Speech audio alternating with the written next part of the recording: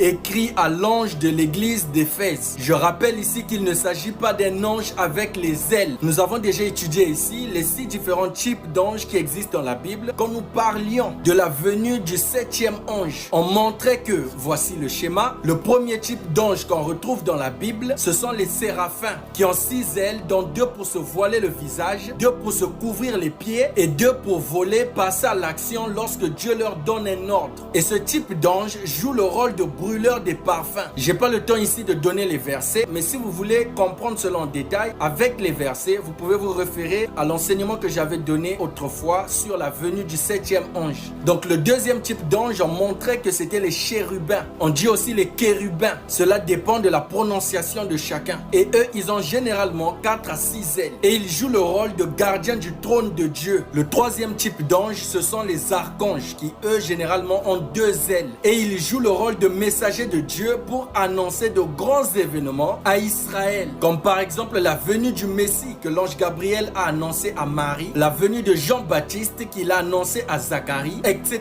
etc. Mais à côté de cela, ils sont aussi les chefs des anges, c'est-à-dire qu'ils ont un groupe d'anges chacun sous leur contrôle. C'est la raison pour laquelle Satan, qui était un archange à l'époque, appelé Lucifer, a pu justement séduire le 2/3 d'anges qu'il y avait au ciel parce qu'ils étaient sous son contrôle, sous sa hiérarchie. Le 4e type d'ange dans la Bible, ce sont des anges ordinaires. Et eux, ils n'ont pas d'ailes. Et c'est le groupe d'anges le plus nombreux au ciel. Ils forment premièrement la chorale de Dieu au ciel. Et deuxièmement, ils jouent le rôle d'ange gardien pour les élus. C'est de eux dont il est question dans Hébreux chapitre 1, versets 13 à 14. Le 5e type d'ange, ce sont les anges terrestres, c'est-à-dire des humains comme toi et moi, nés d'une femme. On les appelle des prophètes majeurs, des messagers, des étoiles qui ont pour rôle d'apporter la vraie révélation de la parole de Dieu, la véritable interprétation de la parole de Dieu, la véritable pensée de Dieu au sujet des Écritures dans un âge ou une période de temps à Israël et à l'Église universelle de Christ. Le 6e type d'ange, ce sont aussi des humains comme toi et moi, nés d'une femme, que nous appelons généralement des pasteurs, des évangélistes, des docteurs, des apôtres et des prophètes entre guillemets mineurs, selon Éphésiens 4 verset 11. Et eux, ils jouent le rôle d'auxiliaires des prophètes majeurs, c'est-à-dire qu'ils prennent le message d'un prophète majeur envoyé par Dieu à leur époque, leur âge, et le propagent partout dans le monde au peuple de Dieu. Ils n'ont pas un message à eux-mêmes, comme on le voit partout dans les dénominations aujourd'hui, où quelqu'un se réveille comme ça, commence une église et dit non, Dieu m'a appelé à prêcher sur le mariage, c'est mon couloir. L'autre vient au nom